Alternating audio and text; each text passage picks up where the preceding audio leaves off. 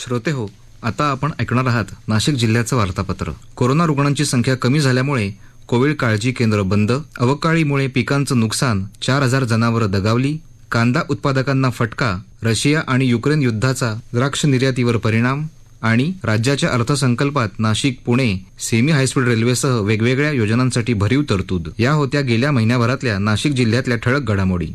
या आणि इतर घडामोडींविषयी सविस्तर माहिती देत आहेत आमचे वार्ताहर संजय पाठक. गेल्या 2 वर्षांपासून कोरोना संकटामुळे सामान्य नागरिकांच्या दैनंदिन व्यवहारावर मर्यादा आल्या होत्या. मात्र आता नाशिक जिल्ह्यात कोरोना रुग्णांची संख्या दिवसेंदिवस कमी होत असून आता तर दिवसाला 10 ते 15 रुग्ण आढळत आहेत. त्यामुळे जिल्हा परिषदेच्या आरोग्य विभागाच्या वतीनं जिल्ह्यात सुरू केलेली 15 कोविड काळजी केंद्र बंद करण्यात आली आहेत. नाशिक शहरातील 2 केंद्र 14 मार्च पासून बंद करण्यात येणार आहे. तसेच नाशिक शहर निर्बंधमुक्त करावे यासाठी राज्य शासनाला पत्रव्यवहार करण्यात येणार असल्याची माहिती नाशिक महापालिकेचे आयुक्त कैलास जाधव यांनी दिली. नाशिक जिल्ह्यात अवकाळीमुळे संकटांची मालिका कमी होताना दिसत नाही. गेल्या आठवड्यात जिल्ह्यातील 2 ते 3 दिवस झालेल्या बेमोसमी पावसानं 1176 हेक्टर क्षेत्रावरील शेत पिकांचं नुकसान झालं आहे. तसंच 4 जनावरं दगावली आहेत. तर वीज कोसळून चांदोर तालुक्यातील वाके बुद्रुक इथं एका व्यक्तीचा मृत्यू झाला. या पावसामुळे 66 गावांमधील 1992 शेतकरी बाधित झाल्याची माहिती जिल्हा प्रशासनानं दिली. बाजारपेठ आणि निसर्गाच्या लहरीपणाचा फटका नाशिक जिल्ह्यातील कांदा उत्पादकांना बसला आहे. लाल कांद्याची मागणी घटल्यानं नाशिक जिल्ह्यातील कृषी उत्पन्न बाजार समित्यांमध्ये कांद्याचे भाव 700 रुपयांनी घसरलं.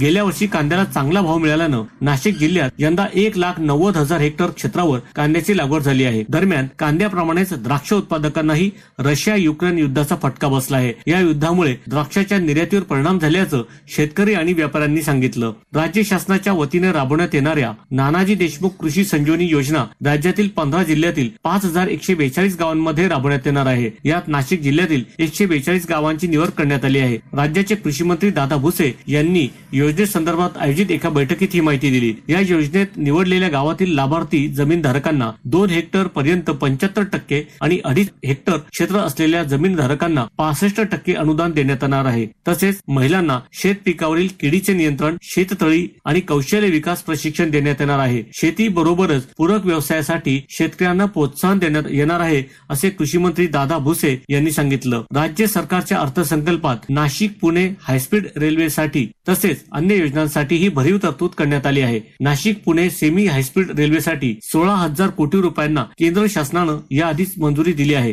त्यातील राज्य शासनाच्या आर्थिक सहभागाला राज्याच्या अर्थसंकल्पात मान्यता देण्यात आली आहे. त्याचबरोबर दिंडोरी तालुक्यातील जांबुटके शिवारात आदिवासी उद्योजकांसाठी क्लस्टर मंजूर करण्यात आला आहे. 75 एकर जागेत हे क्लस्टर साकारण्यात येणार आहे. त्यासाठी 25 कोटी रुपयांची तरतूद करण्यात आली आहे. याशिवाय गेल्या वर्षी मंजूर करण्यात आलेल्या नाशिकमधील शासकीय वैद्यकीय महाविद्यालयात फिजिओथेरपी सेंटर सुरू करण्यास अर्थसंकल्पात तरतूद करण्यात आली आहे. नाशिक महापालिकेच्या वतीनं आडगाव शिवारात खासगी लोकसभागातून IT हब साकारण्यात येणार आहे. त्यासाठी केंद्रीय सूक्ष्म लघु आणि मध्यम उद्योग मंत्री नारायण राणे यांच्या उपस्थितीत IT उद्योगांसाठी परिषद पार पडली. भिवंडीच्या धर्तीवर नाशिकमध्ये देखील ते 350 एकर क्षेत्रावर IT पार्क साकारण्याला मान्यता देण्यात येईल असं केंद्रीय मंत्री नारायण राणे यांनी सांगितलं. नाशिकचे महापौर सतीश कुलकर्णी यांनी या प्रकल्पाची माहिती देताना मुंबई पुण्यानंतर नाशिकमध्ये IT क्षेत्राला वाव असल्याचं सांगितलं. या परिषदेला सुमारे 200 माहिती तंत्रज्ञान उद्योगांचे प्रतिनिधी उपस्थित होते. राज्यातील विविध भागातून वैद्यकीय शिक्षणासाठी युक्रेनला गेलेले विद्यार्थी आणण्यात केंद्र शासनाला यश आलं असलं तरी या मुलांच्या अर्धवट राहिलेल्या शिक्षणाचा प्रश्न निर्माण झाला आहे. त्यांना अर्धवट राहिलेले शिक्षण महाराष्ट्रात पूर्ण करण्यासाठी